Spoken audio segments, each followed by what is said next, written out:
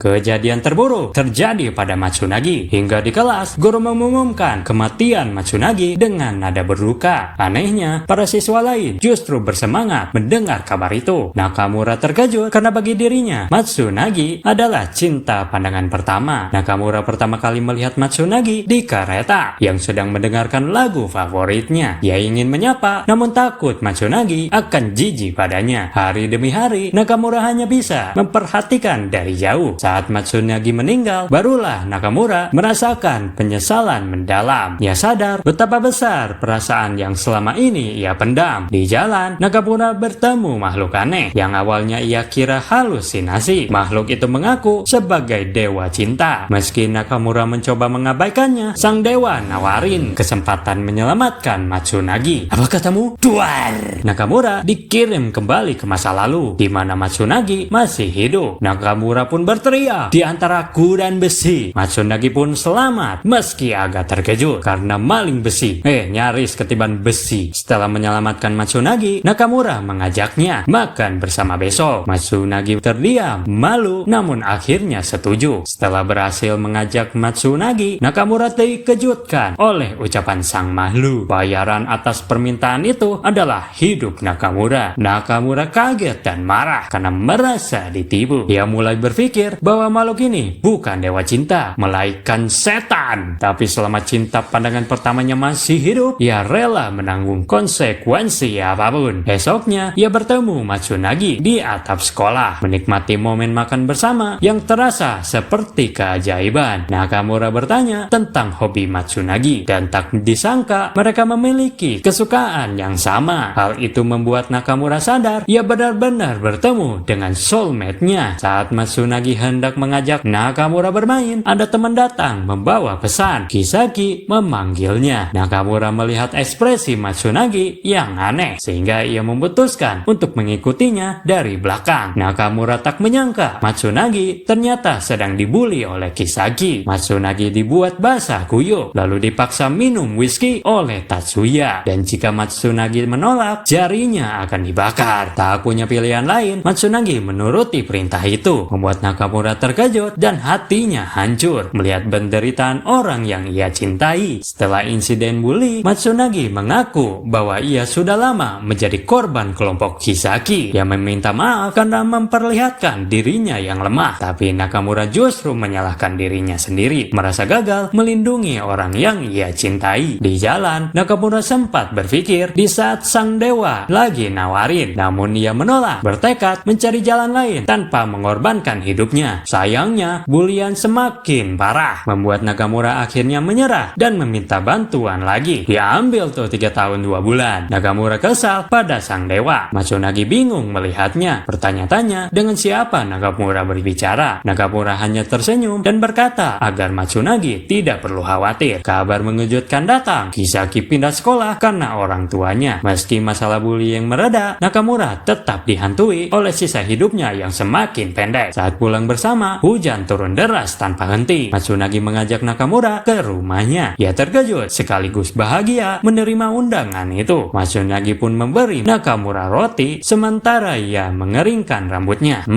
Rotinya enak cuy. Kayaknya di luar hujan ya. Hujan pun tak berhenti, membuat mereka berdua terjebak bersama. Untuk mengisi kesunyian, Matsunagi mengajak Nakamura bermain game. Lalu Matsunagi mengusulkan agar mereka saling memanggil nama depan.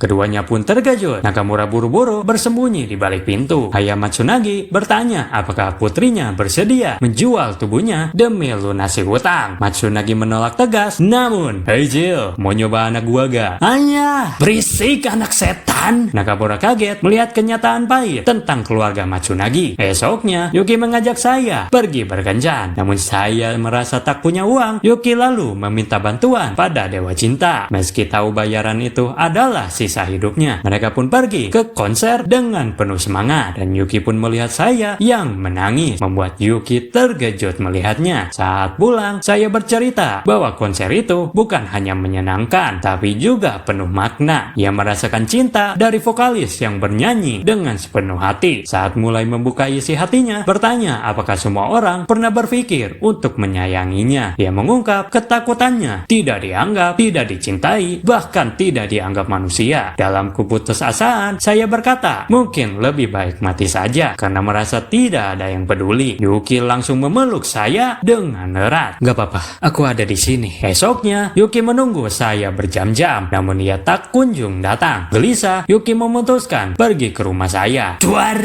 Yuki pun bergegas masuk dan melihat saya sedang dipukuli oleh ayahnya. Ayahnya marah karena saya menolak menjual tubuhnya. Dia bahkan menyalahkan saya atas kematian istrinya. Dia melihat tubuh saya, lalu dengan kejam berniat membeli tubuh putrinya sendiri. Yuki berteriak dewa cinta, bayarannya 10 tahun. Kesal, namun tak punya pilihan lain. Melihat saya yang hampir tak berdaya, ia menerima perjanjian itu. Dewa cinta berubah menjadi kampa. Kill dengan senjata ini akan menghapus semua bukti kill yang ada. Yuki ragu, namun suara saya yang memohon membuatnya mantap. Saya melihat Yuki sebagai pahlawan sejatinya, merasa ia lahir untuk mencintai dan dilindungi olehnya. Yuki lalu menyuruh saya kabur bersamanya, menjauh dari tempat itu, meninggalkan masa lalu yang penuh luka. Yuki dan saya pun berpegangan. Saat bertemu polisi di jalan, Yuki kembali meminta bantuan dewa cinta. Untuk pertama kalinya, ya apa itu? Mereka sampai di tempat jauh dan Yuki meminta rumah dari dewa. Di dalam rumah, Yuki meminta makanan lezat dan meja pun penuh hidangan. Malam itu pun mereka tidur bersama, bermain game, tertawa, hingga saya mencium Yuki karena begitu bahagia. Saya berkata ia tidak menyangka bisa hidup sebahagia ini dan rela ikut bersama Yuki meski sisa hidupnya tinggal sedikit. Dewa muncul dan mengungkap sisa hidup Yuki sudah habis. Saya pun terkejut. Malam itu mereka berjalan ke tebing. Saya bercerita pernah membaca buku tentang kematian dan merasa ironis karena kini isi buku itu jadi berguna. Ia memilih tempat indah untuk mati bersama Yuki. Yuki masih ragu, lalu memanggil dewa sekali lagi. Di saat saya mencari Yuki, dewa berkata ia tak bisa lagi mengabulkan permintaan karena hidup Yuki telah habis. Namun ada satu jalan, Yuki bisa menyerahkan seluruh hidupnya hingga ia tak bisa pernah terlahir kembali dan bahkan dilupakan oleh saya. Saya yang turun mendengar percakapan itu kaget bukan main. Dia pun berteriak melarang Yuki, namun Yuki sudah menerima perjanjian itu. Dewa pun mengabulkan permintaan terakhirnya, dunia di mana saya tidak akan tersiksa lagi. Di dunia ini saya lagi tidur-tidurnya, bel ponsel pun berdering dan saya terbangun terlambat. Ibunya kewalahan menyiapkan sarapan, sementara ayahnya tertawa melihat tingkah anaknya. Saya bertanya tentang ayah kandungnya yang asli dan ibunya menegaskan bahwa mereka sudah berpisah di masa sulit. Ibunya juga menceritakan perjuangan berat saat ia melahirkan saya. Mendengar itu, saya berlari keluar dengan senyum ceria, membuat kedua orang tuanya bahagia melihatnya. Di sekolah, saya bertemu teman-temannya. Tidak ada lagi pembulian, kehidupannya benar-benar normal. Sore hari, ia masih membersihkan tempat yang jarang dipakai, meski temannya menegur bahwa tidak ada yang akan melihatnya di sana. Saya merasa selalu ada seseorang yang melihatnya saat ia belajar atau menangis karena kalah lomba. Ia yakin di suatu tempat ada seseorang yang tidak pernah berhenti mencintainya. Temannya menganggap ucapan itu seperti penglihatan dari dewa. Saya mendengar suara Tewa bergegas membuka pintu, sampai temannya pun terkejut. Tapi pas di luar gak ada siapa-siapa. Tapi saya sepertinya mengenali suara itu. Namun ia segera dipanggil kembali oleh temannya. Dia pun pergi, namun senyum terakhir terungkit di wajahnya. Dalam hatinya, saya yakin di suatu tempat ada cinta tulus yang selalu menjaga dirinya. Kalau dipikir-pikir, ini endingnya si Bayu nggak sih?